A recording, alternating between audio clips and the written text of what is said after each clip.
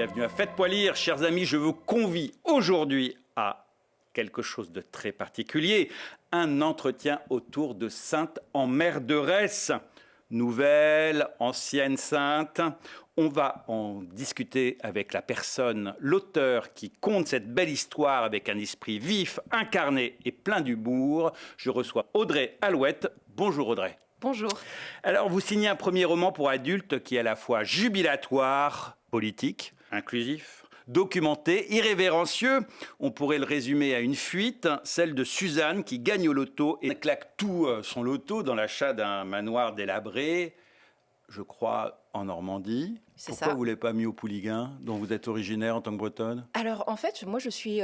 mes vraies origines sont normandes. Ah, son normand. Le berceau de ma famille est du côté d'Avranches. Bien, nous fermons cette parenthèse avant de rentrer dans le conflit ouvert entre Normands et Bretons. De toute façon, j'ai la passion de toutes les régions françaises. Ouais, puis Avranches, vous savez, c'est quand même limite. Hein.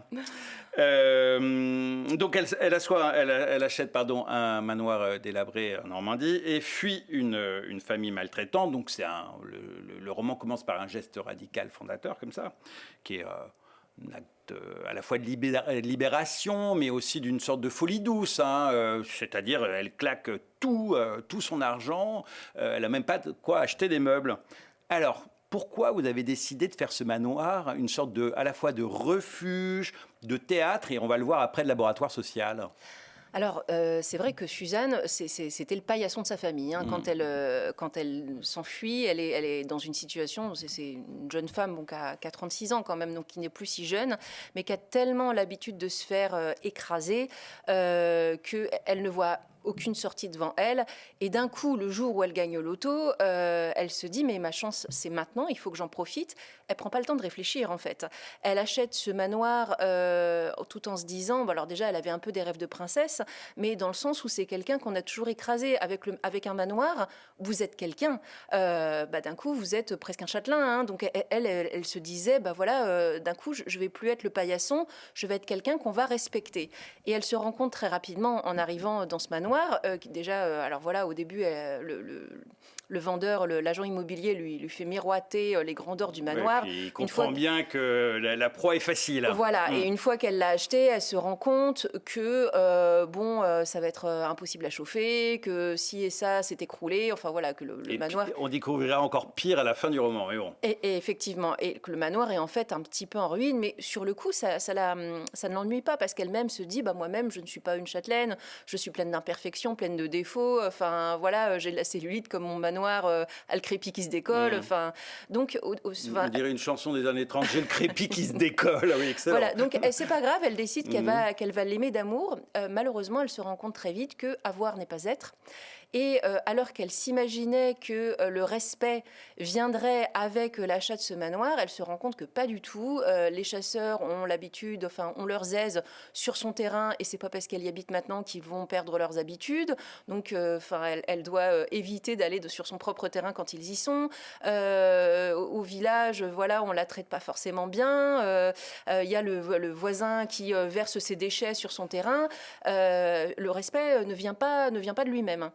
Et petit à petit, de toute façon, parce qu'elle n'a pas le choix, elle va créer une colocation. Alors, avant d'en venir là, encore un petit renseignement plutôt psychologique sur Suzanne, parce que on voit bien qu'elle souffre en effet d'un manque de confiance en elle dû à une situation de brimade structurelle dans sa famille, mais elle a en elle quelque chose de particulier qui va être quand même important pour le développement du roman, qui est une forme de sensibilité que certains pourraient taxer de superstitieuse, mais en tout cas un rapport aux signes, un rapport au monde particulier. Et j'aimerais bien que vous nous en parliez pour comprendre aussi comment elle n'est pas que duchesse ratée, mais elle a quelque chose de particulier qui va la lier à cet endroit.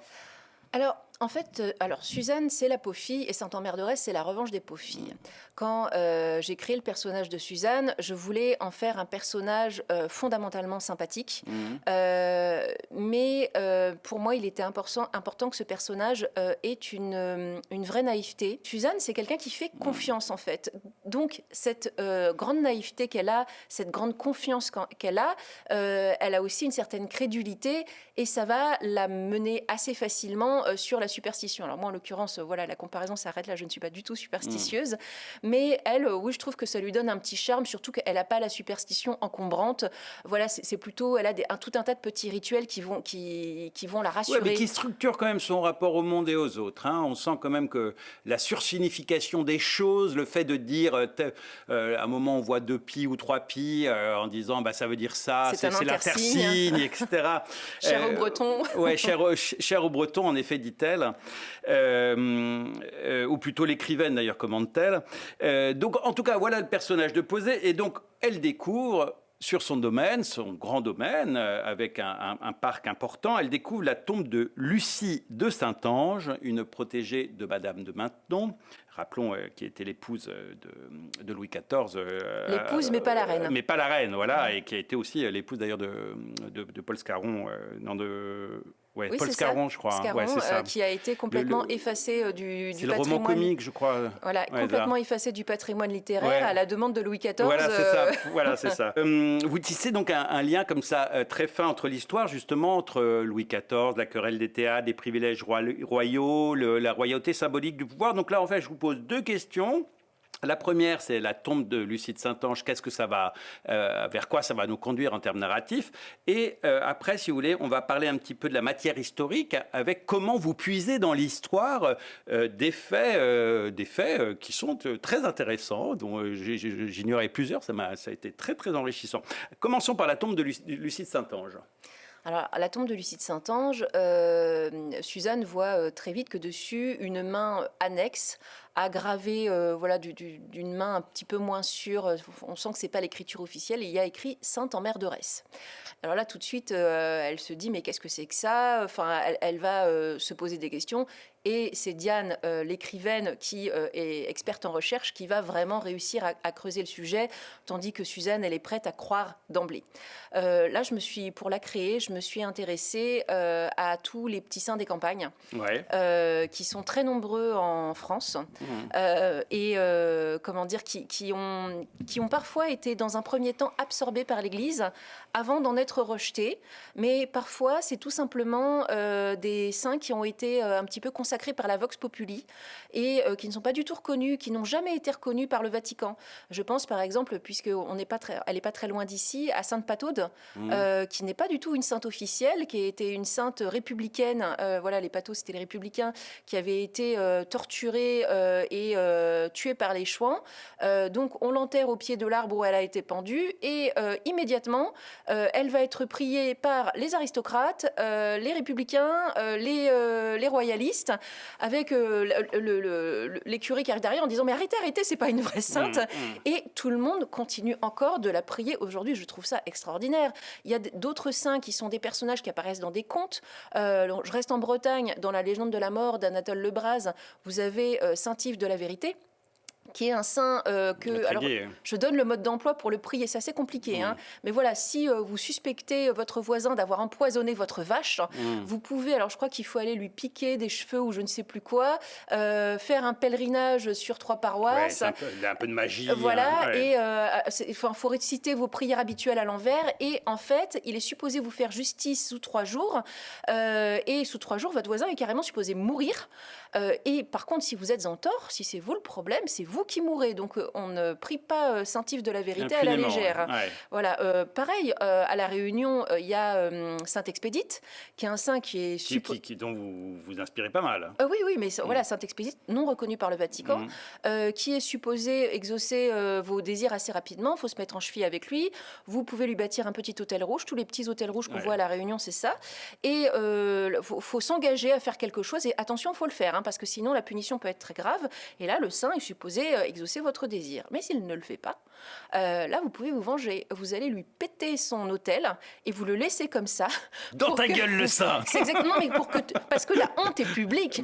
Il faut que tout le monde voit que tout le monde sache que là, ça n'a pas marché. Que Saint-Expédié n'a pas été à la hauteur et qu'il a merdé. C'est ça. Donc voilà, et je pense aussi, pareil, trouvé dans un recueil de contes alsaciens, Saint Gengoult, le patron des cocus, dont la femme est morte en pétant par la bouche. Ah oui. Voilà. Pareil, dans le Berry, il y a un saint Greluchon qui est un saint pris à pic. Oui, c'est une figure de Pan. Oui, mais c'est un saint, donc il était conservé dans ouais. l'église. Et Greluchon, parce que à cause des grelots. Oui. Et les femmes en mal d'enfant venaient gratter le sexe du saint. Avec les échardes récupérées, elles se faisaient des tisanes. Une influence spermatique. Pour espérer, voilà. Et finalement, les curés finissaient toujours par confisquer les statues qui étaient généralement en bois avant que le saint n'ait plus qu'un trou à la place de l'entrejambe. Mais voilà, en fait, des petits saints des campagnes, on en a plein. Suzanne, Diade, Ludwig, drag queen, et Jean Machin, médecin de 70 ans. Jean Machin, c'est le boomer. Voilà, présenter cet appareil mal assorti. Alors, je ne parle pas de Jean-Michel, qui est en soi-même un appareil mal assorti, mais des quatre ensemble du quatuor. C'est vrai que c'est normalement 4 personnages qui n'ont rien à faire ensemble. Diane Belmadi, qui est la narratrice, qui n'est pas l'héroïne, mais qui est la narratrice de cette histoire, c'est une écrivaine qui a l'habitude d'écrire des romans historiques et qui est d'origine germanique par sa mère, algérienne par son père, qui donc a bénéficié à la fois d'une instruction religieuse catholique et musulmane, mais qui dit elle-même qu'elle est musulmane que quand ça l'arrange, voilà, mais qui participe avec joie à toutes les fêtes de famille, Ramadan, etc. Mais c'est surtout quelqu'un qui est parisienne jusqu'au bout des ongles. Voilà, donc c'est vraiment la parisienne. Pour elle, les autres sont voilà, des provinciaux. J'ouvre une parenthèse vite fait. Non, il n'y a pas qu'à Paris qu'il y a des bons croissants. Je referme la parenthèse. Oui, à un moment, en effet, ce personnage qui raconte l'histoire avec quand même une certaine mauvaise foi commente Absolument. les croissants de la boulangère du village qui sont en effet dégueulasses. Mais ça, oui. Voilà. Et donc, il va y avoir ce personnage. En plus, elle est lesbienne. Elle a un peu plus de 50 ans. À côté de ça, il y a Jean Machin qui, lui, a 70 ans, qui est trop hétéro, dit-il lui-même, ce qui veut dire qu'il a trompé sa femme, qu'il est coureur de jupons invétéré, qui, à côté de ça, est un excellent médecin, qui se soucie toujours, voilà, qui met quand même des barrières et qui se soucie toujours des autres sur le plan médical, qui est très vigilant, mais qui est un boomer qui n'a pas fait la mise à jour, c'est-à-dire qu'il a l'habitude de vivre selon ses privilèges en étant d'abord c'était le joli garçon, après c'était le bel homme, maintenant il a 70 ans et en fait il considère qu'il a toujours du charme et il s'en sert. Voilà, et c'est le boomer, mais quelque part, pas de mauvaise volonté. Au fond, au début, on se dit « Ah, c'est un personnage avec lequel on va avoir un peu du mal. » Et puis finalement, lui aussi, il va faire comme les autres, il va s'adapter à son entourage. Diane et lui, au début, ça chauffe parce que tous les deux ont jeté leur dévolu sur Suzanne, qu'ils aimeraient tous les deux mettre dans leur lit quand même. Exactement. Donc ça va un peu chauffer quand même. Alors passons, parce qu'on ne va pas en révéler trop aux futurs lecteurs. Ce qui est intéressant, c'est que alors qu'ils sont très marqués, avec des caractéristiques sexuelles, intellectuelles, des origines très variées, ça aurait pu tourner à quelque chose d'un petit peu ou caricatural ou orgiaque. Alors pas du tout. Et j'aimerais savoir comment vous avez relié, si vous l'avez fait, mais je le crois. Donc j'ai dit tout à l'heure que Diane était celle qui allait puiser dans l'histoire. Et on sent que finalement, cette multiplicité des identités composites, qui arrivent à se mettre à 4 alors qu'eux-mêmes ont chacun des identités composites. L'un, d'ailleurs, on a les 3 religions du livre, avec une personne d'origine musulmane, deux personnes d'origine chrétienne et une personne d'origine juive. Comment... En quoi la recherche sur le grand siècle, à partir de Louis XIV que vous explorez, en quoi la violence que vous décrivez chez le personnage de Lucie de Saint-Ange, par exemple, et à la cour du roi et dans la société française à l'époque, comment se joue ce va-et-vient qu'est-ce que vous voulez dire? Parce que vous voulez dire quelque chose en faisant des va-et-vient entre le passé en France et l'actualité, oui. Alors, moi, je n'ai pas placé Lucie de Saint-Ange, donc Saint-Ambert-de-Retz, sous Louis XIV par hasard. À la base, j'étais même pas... Enfin, moi, mon siècle à moi, c'est le 19e. Hein, celui que je connais le mieux, c'est pas le 17e siècle.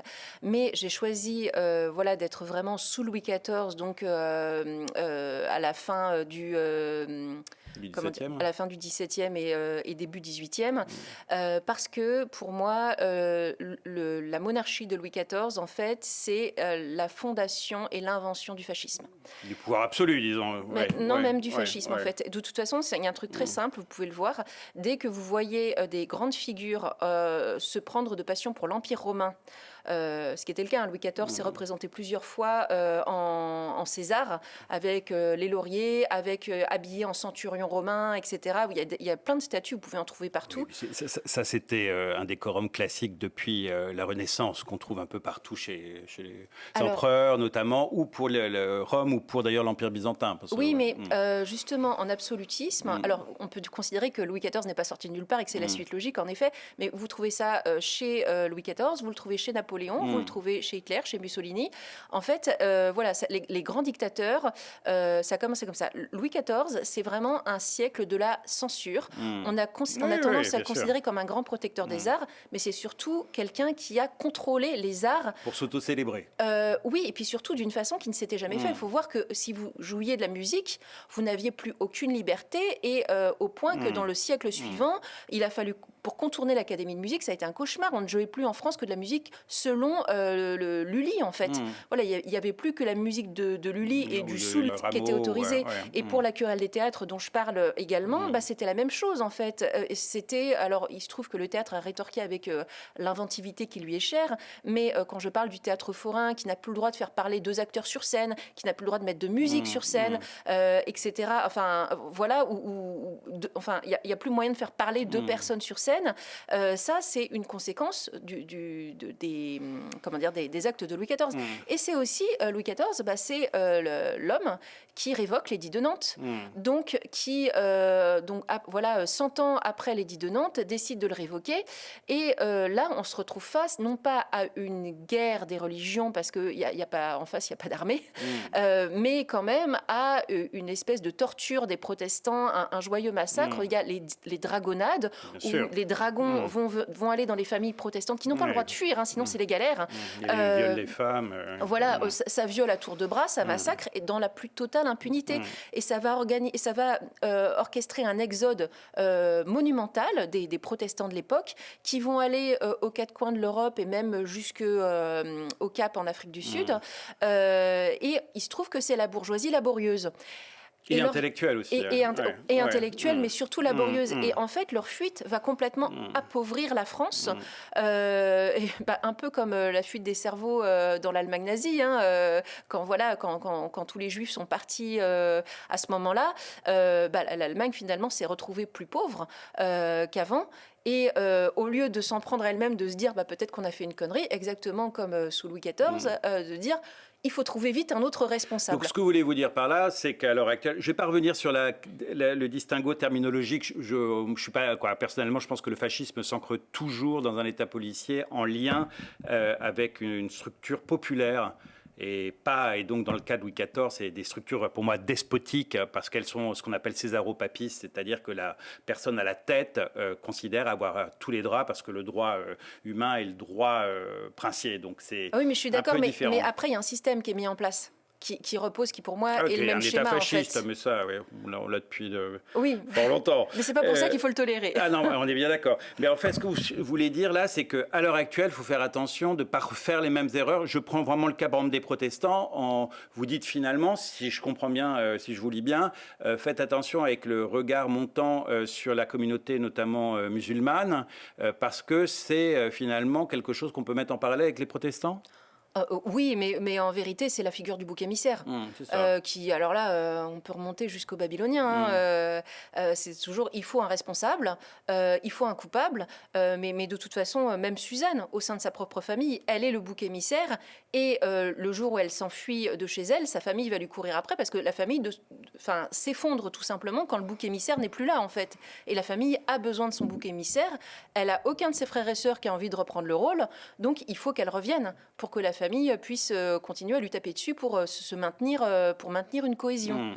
Et c'est vrai qu'on voit ça dans beaucoup de sociétés, notamment à l'heure actuelle. Il faut des boucs émissaires. Donc aujourd'hui, c'est beaucoup les personnes transgenres aussi. Et quand je regarde les informations, ça me met dans une rage noire. Enfin, toutes les injustices m'énervent, presque plus que celles que je vais subir. C'est une sainte colère, c'est bien. Ah oui, mais presque plus que celles que je vais subir personnellement. Où moi, je vais toujours me dire, mais peut-être que je l'ai un peu cherché, peut-être que c'est parce que j'ai fait ci ou j'ai fait ça, peut-être que c'est un quiproquo, mais quand on est on est le point de vue extérieur et que voilà, qu'on n'est pas mouillé dans l'affaire, là c'est beaucoup plus facile d'avoir un regard général et sain sur ce qui s'est réellement passé. Et là on se dit là je suis légitime à m'énerver. Ouais. Voilà, donc c'est vrai que dans Saint-Ambert-de-Retz, j'ai un peu eu envie de mettre tout ce qui m'énervait. C'est ça. Et c'est pour ça que les éditions Héloïse d'Ormesson ont d'abord reçu un manuscrit qui faisait, je crois, 850 000 signes. Vous en avez beaucoup de colère en vous, hein.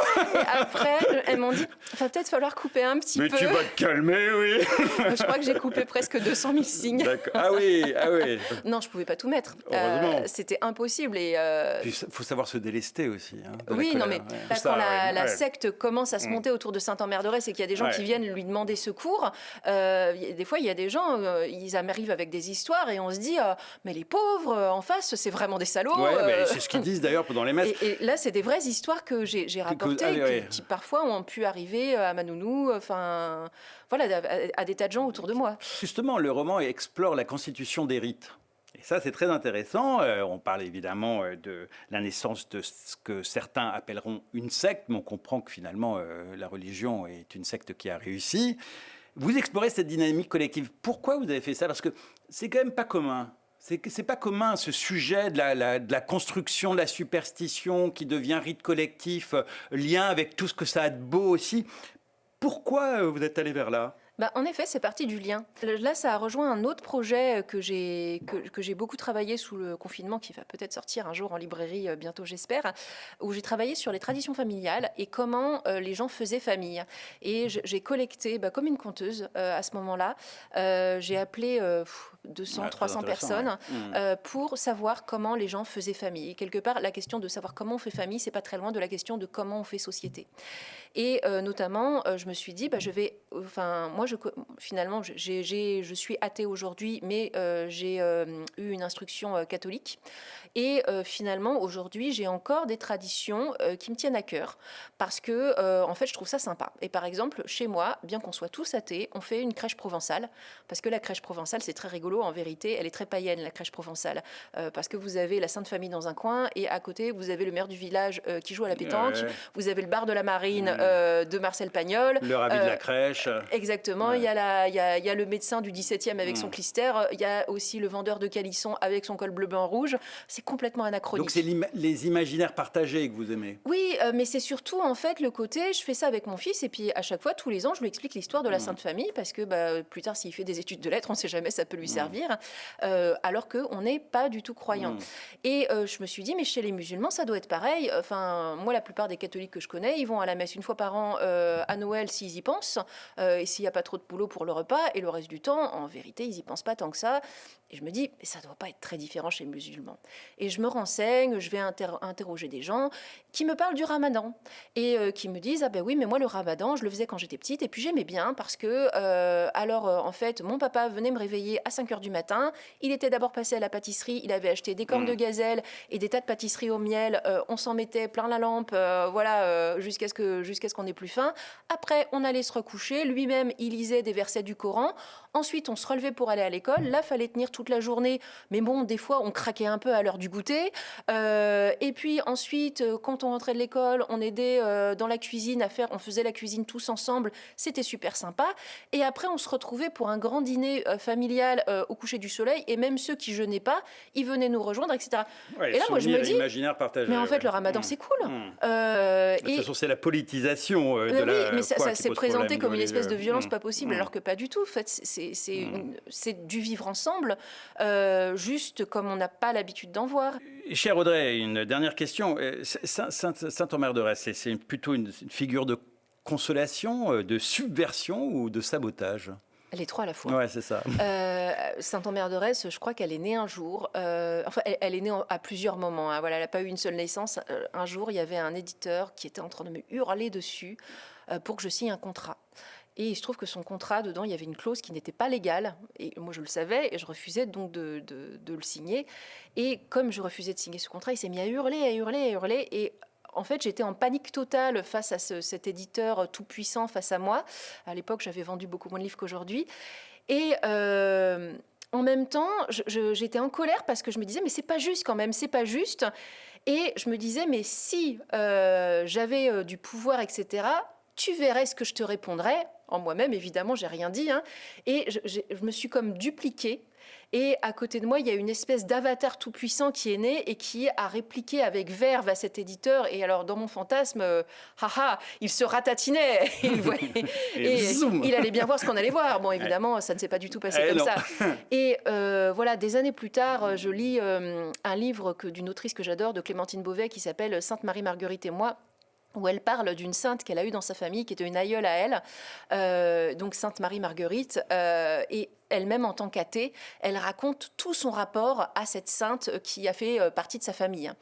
Et là, je me dis quand même, c'est quelque chose d'avoir une sainte dans sa famille. Enfin, je veux dire, c'est pas tout le monde qui a des aïeux comme ça. Moi, les miens, je veux dire, ils faisaient de la couture. Hein, et là, je réfléchis. Et puis, je commence par ailleurs. J'ai toujours été très portée sur les contes où les figures féeriques, les figures païennes se mélangent beaucoup à la religion, en fait. Et ça fait une espèce, si vous lisez les contes de Grimm, notamment, hein, voilà, qui sont pas très éloignés de nous, c'est des contes du 19e.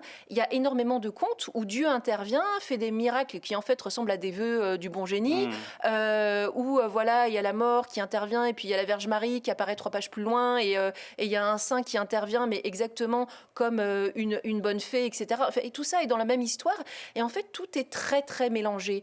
Et je me suis dit, alors voilà, moi qui suis très portée sur la fantaisie, qui suis très portée sur les contes, etc., je me suis dit, mais finalement, avec la religion qu'on prend tellement au sérieux de nos jours, et à raison parfois, hein, je veux dire, je ne suis pas contre les gens qui font ça. Non, mais le paganisme que vous remettez est finalement aussi une façon de remettre de l'humour dans la religion, je trouve. De l'humour et du sens aussi, même. En tout cas, la proximité. Tout ça parle d'humanité à l'arrivée. Audrey, pour conclure, je pense qu'il convient, par respect pour la liturgie de Saint-Omer de Retz, de se donner le signe de paix. Chère Audrey, je vous emmerde. Je vous emmerde. Faites-moi lire, c'est fini. Je vous conseille vivement la lecture de ce bouquin hilarant. Il y a vraiment des passages tordants. C'est plein d'esprit, c'est vif, c'est intelligent. Faites-moi lire, c'est fini. Je vous dis à la semaine prochaine.